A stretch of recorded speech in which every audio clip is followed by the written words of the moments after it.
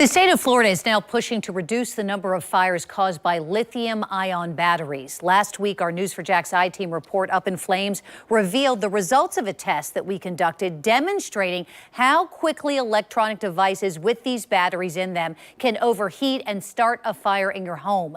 We tested batteries like the ones found in cell phones by charging them on a bed and a nightstand.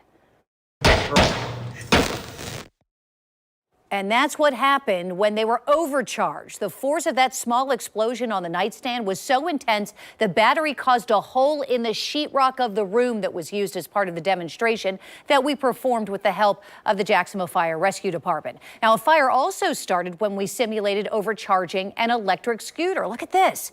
These lithium battery fires emit a thick, dangerous smoke, and the fire is not easy to extinguish. CFO and State Fire Marshal Jimmy Patronis is joining us via Zoom this morning to explain what his office and the state legislature is doing to work together to try to prevent these types of fires from leading to tragedy. Good morning. Thanks for being with us.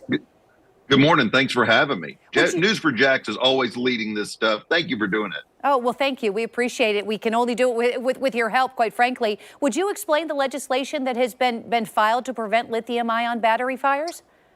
Yeah, look, we learned something from every single disaster, and what we learned from Hurricane Ian is lithium-ion batteries have caustic side effects if they're not respected. So we have got to create some better synergy, some rulemaking, some controls in place, because look, these batteries are not going anywhere. They're in our phones, they're in our e-bikes, they're in our scooters, they're in EVs on the market.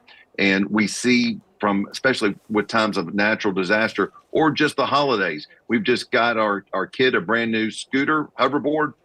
They lose interest in it. We throw it in the garage with, gas tanks for our lawnmowers and natural gas lines. And next thing you know, you're creating a recipe for disaster that could take out your whole entire house if not respected. What kind of feedback are you getting then from the state legislature in terms of trying to kind of enact these kind of rules and regulations? Can you give us a sense of what they're working on? The legislature's been very cooperative.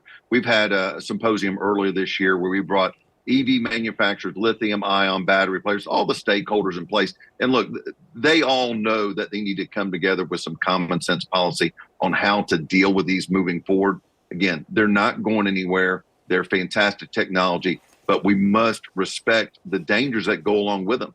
I tell people all the time, if you're going to go buy an electronic device, if it's cheap, then you know what? You're taking a risk. Look out for the Underwriters Laboratories seal of approval on anything electronic, as these are showing a higher level of quality when it comes to making that type of investment. And you mentioned Hurricane Ian. Would you explain what firefighters and first responders experienced when it came to electric cars? Sure. So we saw with our own eyes with Hurricane Ian, excess of 15 EVs that spontaneously caught fire. And look, this isn't a problem that's going to exist in an Atlanta or an Oklahoma or an Idaho. This is where you have saltwater, stormwater surge. So saltwater contains heavy metals after a storm. Those heavy metals create connectivity issues with the batteries. And as soon as you move these devices, it puts a load, and then it has a cascade effect where that battery ignites and it does not extinguish until it continues burning till all the fuel's gone. You can look at my social media feed on Twitter where we experienced it firsthand after Hurricane Ian. It was tragic effects. Thank goodness, no loss of life. Thank goodness. Mr. Patronis, I'd like to pivot, if you don't mind, while we have you. As the State Fire Marshal, is there anything more that you can tell us about the investigation into the fire at the RISE Doro apartment building a little more than a week ago? It has dominated our headlines since it broke out. Sure. So, again, ongoing investigation. Jack's Fire Rescue and Keith Powers and I have been in communication. Look, the building is not safe. So what we have done is we have leveraged the technology, whether it be drone footage, surveys, testimony, as we build an investigation into actually what has taken place there.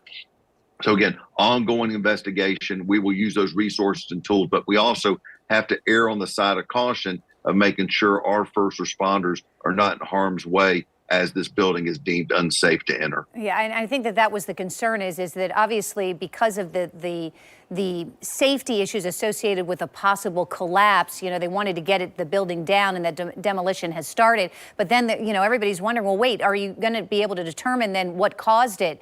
So you're not concerned about whether or not a cause will be able to be determined, despite the fact that demolition already started?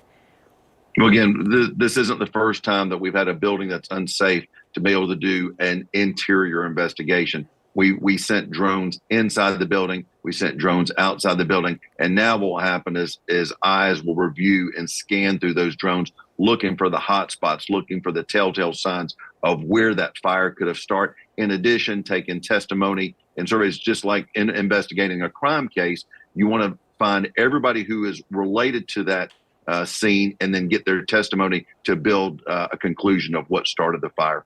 Now, we also know that your office has been investigating a local funeral director, Elliot Graham, who has been charged, accused of stealing money, giving out fake remains. Terrible for these families. Is there something the state can do to help families who have questions or concerns about their loved one who may have been cremated through Marion Graham Mortuary? Well, the first thing we do is give our heartfelt, condolences to those families that were affected by this heinous crime. As our investigation is still ongoing, we're working with your local state attorney. And, I appreciate the family members coming forward and saying, hey, something's not up when this funeral home is not responding to our phone calls. That gives us an entry to get involved. So as we do our investigation, if any of those loved ones, the state has a fund if they have paid for pre-need. If you have paid for your loved one to have their funeral prepaid and those services weren't rendered, you need to let my office know and give us a call, and we will work with you on making you whole. But again, we need some tougher laws on the books. The legislature's meeting right now to ensure that individuals like this go to jail for a very long time. CFO Jimmy Patronis joining us this morning. Thank you so much for your time this morning. We appreciate it. Thank you. And we want to remind you, if you need to file the claim that he was just mentioning to the trust fund that helps consumers who have paid for those pre-need funeral contracts that can no longer be filled, obviously, by the seller since the business is closed, we do have a link inside our story about Elliot Graham's arrest. It's posted right now on our website, news4jax.com. We'll be right back.